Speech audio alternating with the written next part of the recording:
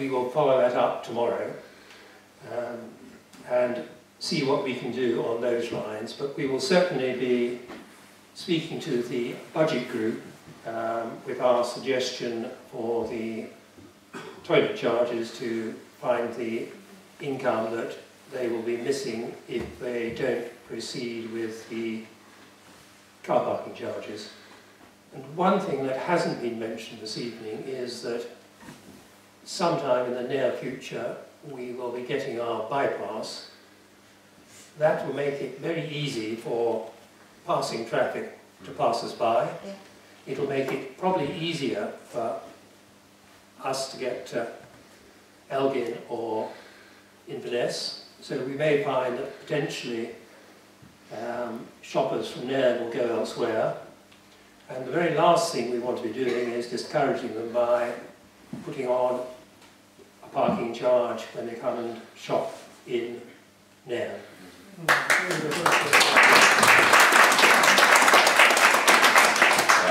Absolutely, I've been a big advocate, and a lot of people ask, you know, why do you do this? Why are you trying to get a bid up and running as an example? And that's sometimes my answer. That tends to be the route I go down.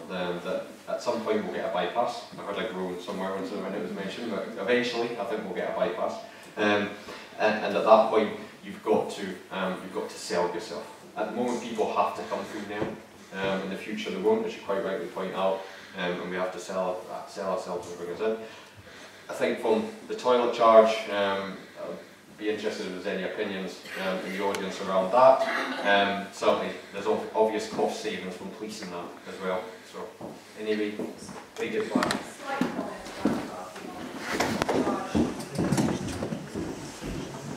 I'm assuming this also includes the little toilet block on the links down by the paddling pool and the playground. So obviously if you impose a charge for that could have a bit of an impact in terms of frustration of parents, particularly if they've got 2 or 3 children with them, they're trying to get them into the loo. You know what children are like, I need to go to the loo, I need to go now. And then they have to faff around making sure they've got 20p to get into the loo. So I think you have to be a little bit careful about that one as well, just in terms of that, particularly that block, because again it could potentially deter parents, or you may find that they're just peeing in the lakes. You know, and they're off having a pee in a poo, like all the dogs, in the dunes, because they don't want to pay parking charge, the loo charge. And that's really only that little one, because it's so close to the playground. Lots and lots and lots of parents and their children are all coming down there. And I can just sort of see the temperature rising of parents who are kind of feeling a bit frustrated because they haven't got the wherewithal, they haven't got the 20p, and they've got a child who's desperate. So just something to think about. Again,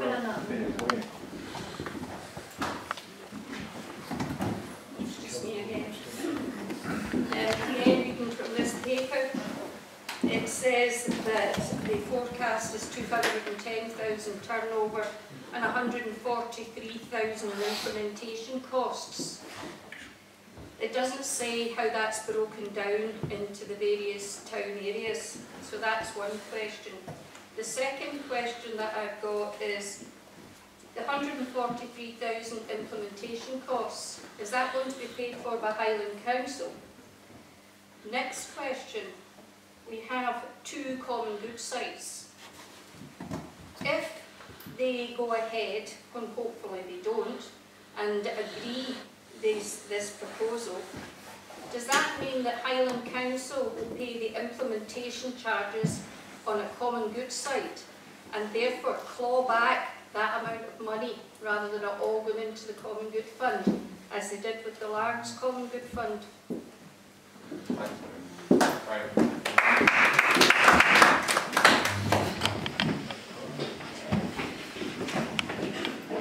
Thanks, Michael. I've got to come back because I wanted to pick up on 2 points that Peter Saggers made. I think it shows an attempt to be constructive, to be exploring the possibility of some sort of trade-off between the money raised from toilets versus the money that might be raised from parking. I don't, off the top of my head, know what the figures are, but I suspect that the arithmetic, as at least hoped for by the council in their budget forecasts, is that they'll raise a lot more from parking than they might from people having a pee. So the arithmetic of that doesn't add up anyway, despite the good intentions. But I have a much more serious fundamental problem with this, which is that it is not our job to pull the Highland Council out of the hole it's in. I think it is grossly unfair that of the, I don't know how many dozen recommendations in that budget document, there's a long, long list of the measures that the council is planning to take. Most of them are pruning off bits of money here, there and everywhere, from education, from care and learning, from social services, from pothole maintenance, etc. They're pruning tiny bits of money off here, there and everywhere. And that's what they're supposed to be doing, because that's what good management's about. It's making it more efficient. There are very few proposals in that budget for generating substantial new money. The parking charges, from memory, is, if not the only one, it's certainly by far and away the biggest one. It's over £1 million in the sort of right-hand column.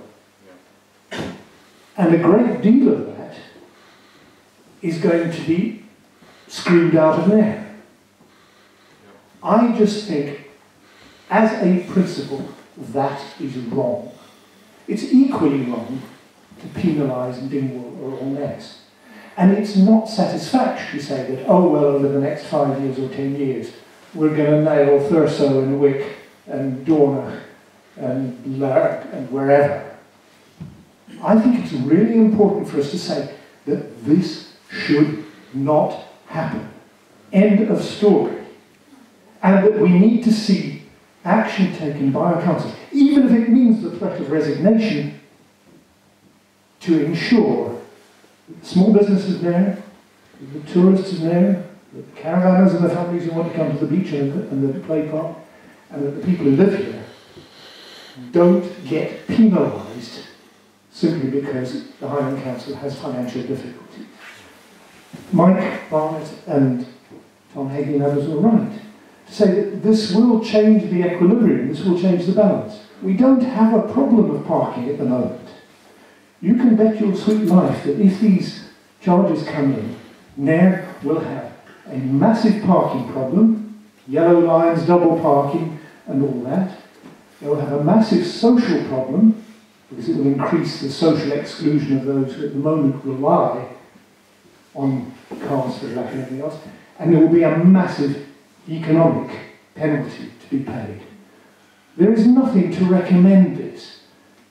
We shouldn't be haggling over the details. We should be making it absolutely clear that this should not pass.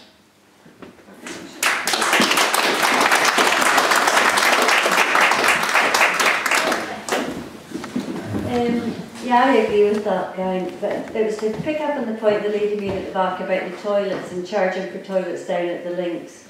Some of the proposals coming through in the budget around toilets is that the links toilet will only be open in the summer, so that would be 6 weeks, and that would impact on your links coffee shop in James's, because that is the toilet facility for them as well.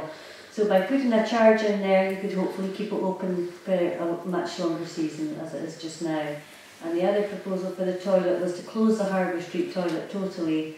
So by putting a charge in there, it could be a way to help try and retain it. So that was some of the thoughts in regards of implying the charges to the toilets. But yeah, we cannot accept these parking charges. And I think we're all going to go away and speak to our groups tomorrow and get our support to throw it out. And there's lots of things in that budget that are detrimental to rural areas and small towns, and as in particular to do with events and lots of other issues we're going to have to wrangle over tomorrow, but car parking is our priority. Can you remind them that they tried like to increase the charge, and the Rose Street car park in Inverness, and that badly backfired, yes. and they had to bring it back down again. That's right, and I think it's still losing. Despite it being one of the cheapest areas to park in Inverness now. Excuse me. Can I just come back to toilets, please? Nairn Access Panel did a huge amount of work to make Nairn more easy accessible for people with disabilities, and with the pavements being lowered and things like that. A lot of disabilities are hidden. There's people with bowel and urinary problems that couldn't wait long enough to get to another town before they went to the road and things like that. And I really think toilets should be a public right rather than maybe you can and maybe you can't. Yeah. Thank you.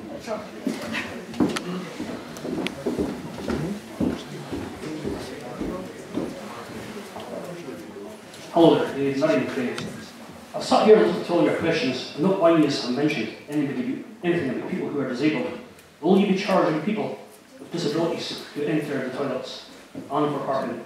We're not wanting to charge anybody at all, like, to keep it free. I think, Mary, the disabled toilets have their own cubicles and they've got keys. Also, Yeah, but not everybody is registered disabled that needs toilets quickly. Well, I can understand that. Yeah. The other point is to come back on the finance side. I don't actually believe these figures either. Over the years, the last 20 years, and before that 30 years really, the Highland Regional Council and the Highland Council both have tried to bring in parking charges, and they always did it immediately after an election, because you got fresh councillors in and they tried to sort of browbeat them down, and it never came through. But actually, about 15, 20 years ago, they came up with the figures. It was going to cost, I think, about 6,000 to put all the machines in the central car park, and the return would be 8,000. It was only a £2,000 profit, and that was one of the reasons it never went through.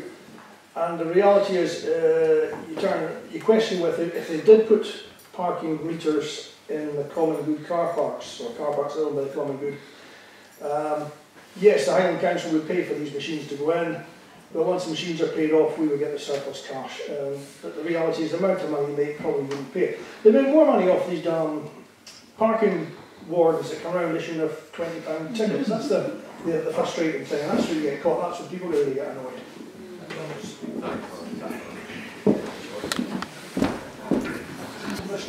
A little bit tongue in cheek, but could you possibly charge the campers overnight parking only?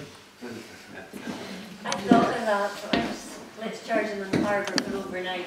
The problem with the charging at harbour, it's very difficult to actually, you have to pay someone to go down and charge. And if somebody turns up and says £3, £5, we don't actually pay them. You've got the harbour You master. better actually, he thinks it's fine.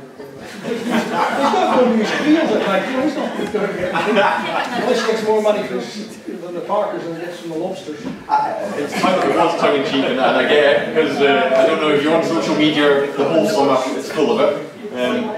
Yeah, what I would say though is, I think what that has highlighted this summer is the opportunity in there.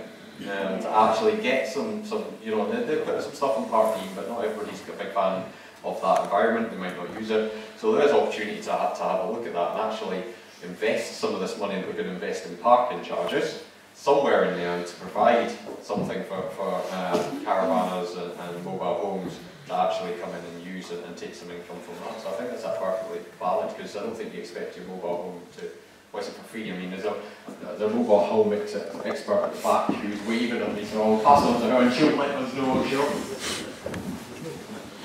Some of you will be aware of the fact that we had a Nairn Economic Initiative for a little while, and one of the most high on the list things we tended to do was to get the equivalent of an air, which is what they have in front.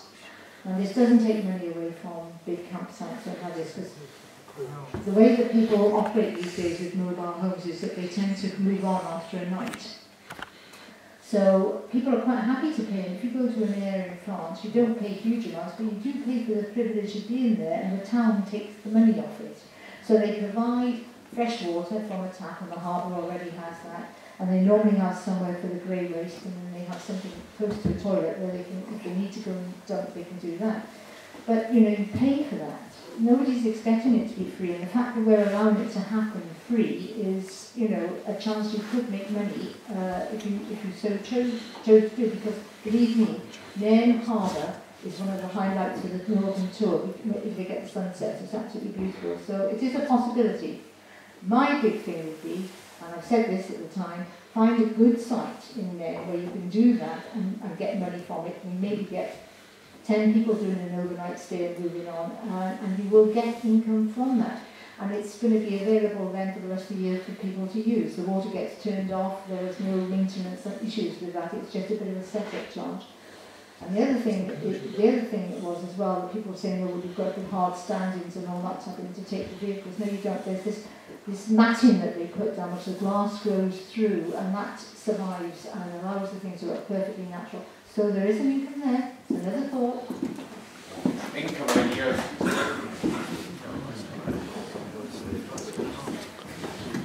Just in response to what you said, Laurie, actually that's a good point, because for 2 years now it was a considered scheme